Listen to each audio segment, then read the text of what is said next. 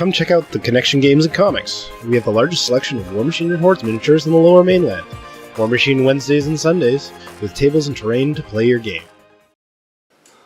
Welcome to Warjack Shut Up and Jam Guide, and I'm Steve, the producer. I'm Mike, the memory. Thank you. And we're doing the Cryx All-in-One Army unboxing. So, as you may or may not be familiar with our other unboxings, we unbox the box. What he means is we open it and take things out of it. Colloquially referred to on the internet as unboxing. God, I hate you. Meta!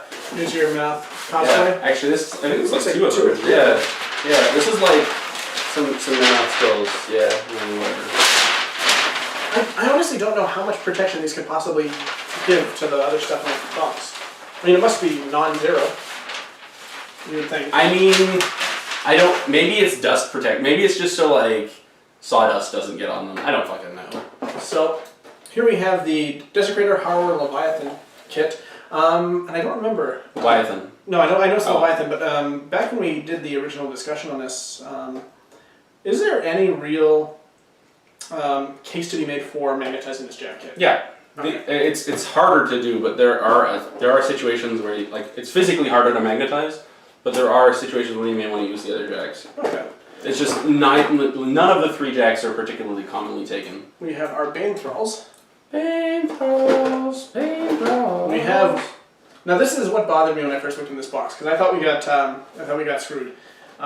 This says Bane Thralls, but actually one of these two Bane Thrall boxes actually has the Bane Knights in them. So if that's what you got, don't freak out. Check the boxes first. As a reminder to any of you who might be new to wargaming in general, if you get a fucked up box, just contact Privateer Press. They'll probably fix it for you for free. Yeah, and then to be fair, I have had like a miscast thing or two, and they've been great. Like they're good about that. So. And you might even get like a free unit out of it. Like they wouldn't ask you if this was 2 boxes of Bane Thralls. They wouldn't ask you to send one back. They'd just send you a box of Bane Knights. Yeah, but just maybe for the convenience, keep your proof of purchase and stuff like that. Here's our box of Night Wretches. 2 of them, in fact. And we have what do we got here? Epic Denny. Denegra. This is our Bane Thrall UA and Standard. Or I guess UA, so what? Standard and... Champion. Champion, thank you. Yeah. I'm good at the words. That's all done. And we have our... Oh, right. War Siren. There we go. I'm like, Scarlock? Oh, that'd be now been empty. I find it interesting that they named Denegra because to denigrate is to bring someone down. Huh. And she debuffs people. That's probably why. Wordplay. Yeah. Again, as with any of these boxes, you get your alternate 35-point list, army tips and tricks, and a Growing Your Force card. Now, that's on the back of these ones. Ignore that, listen to our video, watch our video. Yeah, we're going to be expanding up to 50 points at some point. And I mean, you can do that if you feel like, but you might be wrong. And I don't know that I agree with all of these alternate 35-point lists, because some of them seem really kind of niche. But, I mean, they are decent references. This does explain to you what... this one explains to you what you get in the box and what the units basically do. We did a video on that, watch it. I agree. So you get that. And, of course, you get the digest size rulebook, which is the best size rulebook. Yeah, pretty much. And that's basically it for this part. What we're going to do is we're going to bring it closer and get a better look at all of the stuff that comes inside of the boxes. So here we have either Bane Thralls or the Bane Riders. Let's see what we've got here. These are the Bane Riders. So as we said before, Bane Thralls, Bane Riders, could be either. Box lies. Well, I think that some boxes actually have the Bane Rider box. Yeah, probably. I think it's just a packing error. Or they maybe ran out of boxes. Or maybe one box has 2 boxes of Bane Knights and one of them has Bane Thralls in it. Maybe they did that. Whoa. Your mind's blown. Do you know Kung Fu yet? I don't. Oh, well, you fucked up. Apparently. So, all of the horsies are going to be basically 2-part plastic models. Yep. And they are really sick looking. And by sick, I mean good. I think there's 2 or 3 variants of the horse. Yeah. There are a few. I don't know if I'm going to go through all of them. No, I mean, once you've seen a horse, you've seen a horse. But I do feel like the detail on these guys is fantastic. It's pretty good. And then we've got the Bane Rider. There we go. Oh. And once again, there's going to be at least 3 variants, one of which being the unit commander. We're going to leave the little... These are the shoulder pads. We're going to leave them inside of here because otherwise... Nice thing about these is that the shoulder pads are idiot-proof, so they have... Oh, they're keyed? Yeah, to the proper shoulders. And the customary spikes that go on the back of every Bane, which you'll see with the Bane thralls, since moving to plastic, are much less breakable, much more durable. I think the Bane... I think all of the Bane units are just cool. I just like them. Cool. Oh, I think we've seen that guy. Let's see if we can get one more of maybe the unit commander guy. I don't know if that's a unit commander. He looks commandery. Yeah, he's got a helmet. I think that is the unit commander. Okay, so here we got the Night Wretches. Faithful Archnodes. And these should be identical models, right? Like there's no difference between the two of them.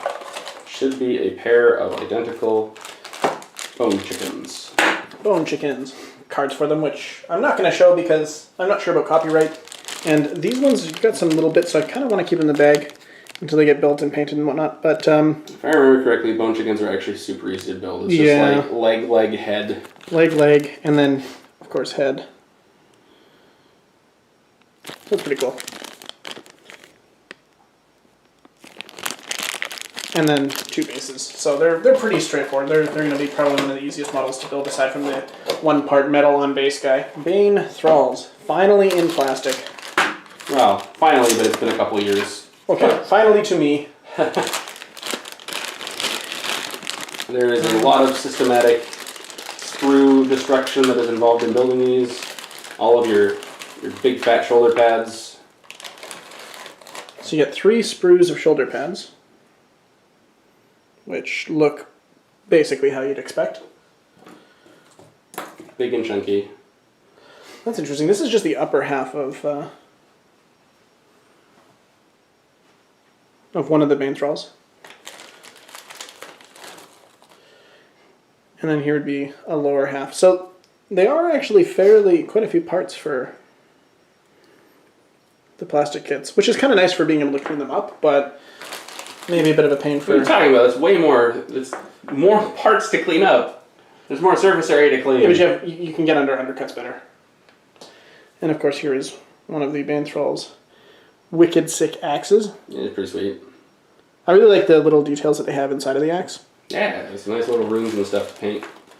One thing I'm not a big fan of in both Scorn and in these guys are these kinds of pieces.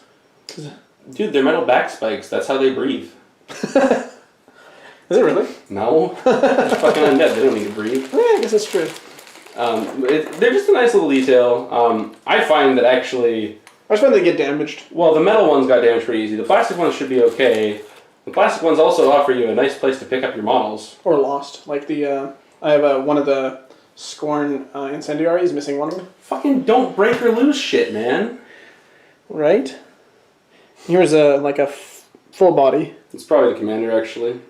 He's pointing, so something's important. Yeah, I believe that's his pointing hand the commander uses to point. Only you can support the Dragon Father guy. I mean, we'll kill you first, and then you can become an undead and support the Dragon Father. Well, you know, gotta fight the good fight, or at least the fight that they want you to fight. Yeah, pretty much. And then we've got a bunch of little tiny heads. So when you're looking at this kit, that kind of gives you an idea as to what you're going to need to do to build it all and stuff. With a lot of the little pieces, I don't really want to splay them out and show every individual piece, but interesting things. Also, one thing you'll notice is that on all of the models that came in these all-in-one boxes have this not for resale sticker, so that's how you know that they actually came from these boxes. Cards and a surprisingly unsatisfying amount of plastic compared to like the Bane Thralls. Well, you've got the same Warjack chassis and legs, regardless of which of these jacks you choose to build. So the main differences are just the weapons and the head, and there is a separate back plate for one of the 3 jacks. So here is the primary body piece. Plus a little bit extra. And a little bit of extra. For flavor. And I guess the Leviathan... Leviathan has the spiker, which is... The gun, right? I believe that's it. Yeah, it does look like. Yeah. Unless there's another gun. No, each of them has a gun, so there are 3 guns, but I believe that is the Leviathan's. Let me see the third gun, because it doesn't look quite right yet. That's part of the third gun. There's a piece that goes into it. I think it's this piece. This is the gun. Yeah, okay. So the gun for the Leviathan is actually the 2-part gun. At least the 2-part main body of the gun. There we go. That's what it'll look like. Cool looking, I think.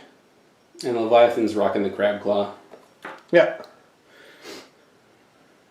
You do not want to be its lobster. That's not how that works. Why not? I don't know. He's a lobster. I don't know. And the Leviathan also features the spiked backplate. That is this guy. Yes. So here's the backplate for the Leviathan. Unfortunately, I really like these. So, I mean, they'd be cool to repurpose for, modifications on other things. Yeah, that one's a desecrator piece. But the buzzsaw. But you do not use them with this particular kit. And the Leviathan uses a thin head. I believe it's that one. Oh, okay. It's not this one. It is.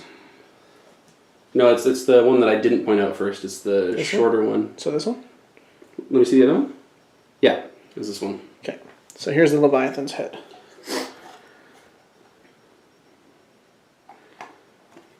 Yeah, it's upside down right now. That's the top. Yeah, that is the right side up Leviathan head. You'll want to put the head in before the back plate because otherwise it becomes a little bit more difficult. Yeah. If I remember correctly, it's been a while since I built one of these. And I built something. No, I actually didn't build anything. I built it was a chassis at the point that I stopped building it. I was planning on magnetizing it myself. Oh, I see. So we got those guys. Then we're on to the metal dudes. So here's our Warwitch siren, and she's fairly simple. She's got. Actually, I guess this is technically a sprue. So you've got this arm and then this piece. That'll be a back smokestack, I believe. That does appear to be correct. That looks right, yeah. Then we've got the Warwitch siren, of course. She's not missing a leg, it's just tucked in against herself. Yeah.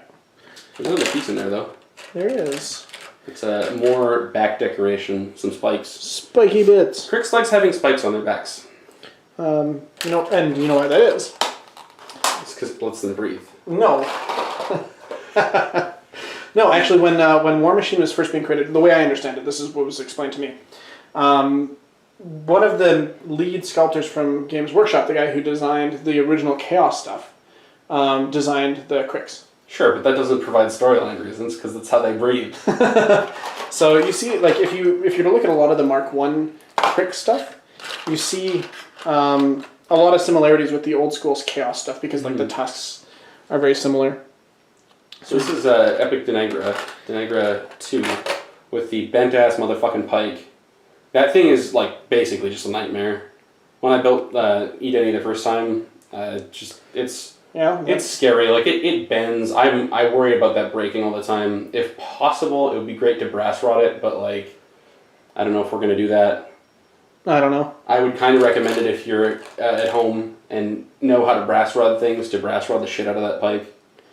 Here is her body and half of her back spikes. And damn, what a body! I mean, she's dead, so I mean that's kind of necrophiliac there. Now, I believe this part is optional. So this is for her base. It's like a big pile of skulls. It is. I mean, everything's optional in some way, but she does have a peg that goes into a hole in the skulls. And if you look on her legs, they're shaped in such a way that she kind of rests on the skull. So you may want to put her on those. Yeah, it makes her easier to stand in the way she's meant to. You could always just, putty over it and flock it if you really didn't like them. But, yeah, of course. And then here's her back cape bit. Now, I'd also like to point out that the back cape is kind of optional. I mean, she has a very well sculpted ass. I mean, if you're into dead girls, but the cape will. Who isn't? You didn't do the spikes. The screw of spikes. That's because you already saw half on the. But you have to understand that these things you will have to separate and glue on individually, which is a fucking nightmare. So here are her smokestacks. And also an arm. And also an arm. 2 smokestacks and an arm. And here are her remaining back spikes to be glued in individually. These are hard to do. Be careful. And then, finally, we have the Bane Thrall Officer in Standard, which is quite a bit of metal, actually. Yeah, because Bane Thralls don't fuck around with their unit attachments. So here is... Yeah, and they also get weapons too, right? Yeah, their standard bearer gets a weapon and their champion gets 2 weapons. All of the weapons, that's the standard. Yeah, so like where, another unit attachment would have 1 weapon between the 2 guys, these guys are like, fuck that shit, I'm going to take 2 weapons. I think this guy's the standard... I believe that's correct, because I think the standard arm is the right arm, and he just holds it up while he holds a weapon in his left. I don't remember, though. Makes sense. So you see all these little divots in the back here? Those are for spikes. For spikes. And unfortunately, these are still metal, so their spikes are still correspondingly metal. Same deal with this guy. This is the... Champion. Champion. He's got a fancy hat. And he looks cool. He holds two axes because he's awesome. The worrying thing about these guys actually is their back spikes are a little bit different. You end up clipping off a bit of sprue that connects them, so you connect them to the holes, which is like considerably less stable and more scary. Yeah, so this part gets cut off, but you want to be careful about cutting too much of this off. Yeah. And don't throw these guys around. Take good care of them because those spikes will bend pretty fucking easily. And then some shoulder pads. Pretty much standard fare for... Well, Banes have to have super big shoulder pads, right? Yeah, they're basically from Warcraft. Well, oh no, I know, but it's for photosynthesis. Oh, right, that's what it's for. They breathe through their spikes and they eat through their shoulder pads. I'm surprised I forgot that. Well, you didn't know. I mean, it's ignorance isn't a crime. It's true.